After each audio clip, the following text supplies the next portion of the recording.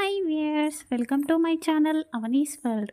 శ్రీ పరాభవ నామ సంవత్సరం ఉత్తరాయణం గ్రీష్మ ఋతువు అధిక జ్యేష్ఠ మాసం శుక్లపక్షం ఈరోజు శుక్రవారం. ఈరోజు అందరం కూడా లక్ష్మీ నామాన్ని జపించాలి. ఈ అధిక మాసంలో ఏ నామాన్ని జపించినా ఏ జపం చేసినా కూడా అధిక ఫలస్య అని చెప్పారు పెద్దలు.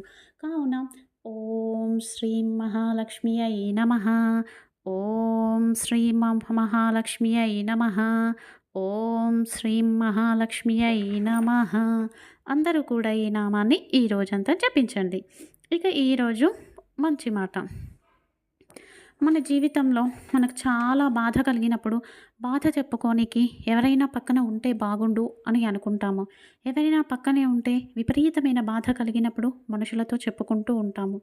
కానీ మీరు ఎంత ఏడ్చినా ఏం చేసినా ఎవరి కాళ్ళు పట్టుకున్నా కూడా అహంకారం ఎవరికైతే ఉంటుందో వారి మనసు అనేది కరగదు. మీ బాధను దేవుడు తప్ప ఎవ్వరూ కూడా అర్థం చేసుకోలేరు. వేరే వాళ్ళకు చెప్తారు కానీ వాళ్ళు ఇతరులకు చెప్తూ ఉంటారు. ఎవరైతే అహంకారం కలిగి ఉంటారో అహంకారం ధూర్త లక్షణం. అటువంటి వారికి ఎంత చేసినా కూడా వృధానే. భగవంతునికి దాసోహం వహించండి. భగవంతునికి మీ మనసును అర్పించండి.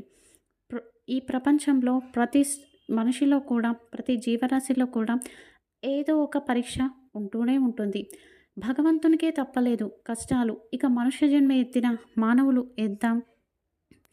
ఎప్పుడు కూడా వాళ్ళకి నమ్మకం ఎవరికైతే ఉంటుందో, భగవంతుని ఎవరికైతే నమ్మకం ఉంటుందో వారు ఖచ్చితంగా ఆ పరీక్షల నుంచి బయటపడతారు. ఇతరులను నమ్మితే బయటపడలేరు. మంచి వాళ్ళు ఇతరులను ఎప్పుడూ కూడా మంచిగానే చూస్తూ ఉంటారు. కానీ చెడ్డవాళ్ళు ఇతరుల బాధను చూసి నవ్వుకుంటారు. ఇతరుల నాశనాన్ని కోరుకుంటూ ఉంటారు. దయచేసి మీరు ఎప్పుడు కూడా ఇతరులకి డోర్ మ్యాట్ లెక్క ఉండకండి. అంటే అందరితో మంచిగా ఉండాలి, అందరి కోసం మీ జీవితాన్ని సాక్రిఫైస్ చేయడం, ఎవరూ బాధపడకుండా ఉండడం, ఇలా అనుకుంటూ ఉంటే డోర్ మ్యాట్ని ఎవరైతే ప్రతి ఒక్కరూ ఉపయోగిస్తూ ఉంటారో అలాగే మీ జీవితాన్ని కూడా వచ్చిన ప్రతి ఒక్కరూ కూడా ఉపయోగించుకుంటారు. మీ బ్రతుకు మీరు బ్రతకండి. మీ జీవితాన్ని మీరు బ్రతకండి. మీరు ఎలా ఉన్నారు అని చెప్పేసి మీకు భగవంతునికి మాత్రమే అర్థమవుతుంది. ఒక చిన్న కథ చెప్పుకుందాం. ఒక గ్రామం ఉంటుంది. ఆ గ్రామంలో ఒక పెద్దాయన వ్యవసాయం చేస్తూ ఉంటాడు. ఆ వ్యవసాయంలో వచ్చిన లాభాలను అక్కడ పనిచేసే వాళ్ళందరికీ సమానంగా పంచుతూ ఉంటాడు. ఇక ఈ పొలం పక్కనే ఇంకొక అతను ఉంటాడు. ఇతను చేసే మంచి పనులు చూస్తూ సంతోషపడుతూ ఉంటారు. ఒకరోజు ఆ వ్యవసాయదారుడికి పెద్ద కూతురికి వివాహం చేయాలి అన్న వయసు వచ్చింది. వివాహం చేయాలనుకుంటాడు. అప్పుడే విపరీతమైన కరువు అనేది వస్తూ ఉంటుంది. అతని దగ్గర డబ్బులు కూడా ఏమీ లేవు. చాలా క్లిష్ట పరిస్థితిలో ఉన్నప్పుడు ఏమైంది, మీరు ఇన్ని రోజులు ఇంతమందికి సహాయం చేశారు, చాలా వేల మంది కూలీలు మీ దగ్గర పనిచేస్తూ ఉండేవారు, ఇప్పుడు ఎందుకు ఇలా అయింది అని చెప్పేసి అడుగుతూ ఉంటాడు. ఇక ఆ నెక్స్ట్ డేనే ఆ పక్క వ్యవసాయదారుడు ఇతని చేతిలో డబ్బు పెట్టి, మీరు చాలా మంచివారు, మీకు డబ్బులు నేను ఇస్తున్నాను కాబట్టి మీరు నాకు తిరిగి ఇస్తారు అన్న నమ్మకం నాకు ఉంది. నేను మీకేదో సహాయం చేయాలని చేయట్లేదు. ఊరంతా మీరు అందరికీ సహాయం చేశారు. కానీ మీ కష్టంలో ఉన్నప్పుడు ఎవరూ మీకు తోడు లేరు. మీలాంటి మంచి వాళ్లకు సహాయం చేస్తే ఖచ్చితంగా నాకు మంచి జరుగుతుంది అన్న సదుద్దేశంతో నేను మీకు ఈ డబ్బులు ఇస్తున్నాను అని చెప్తాడు. చూశారు కదండి, వాళ్ళంతా కూడా కృతజ్ఞత లేనివారు.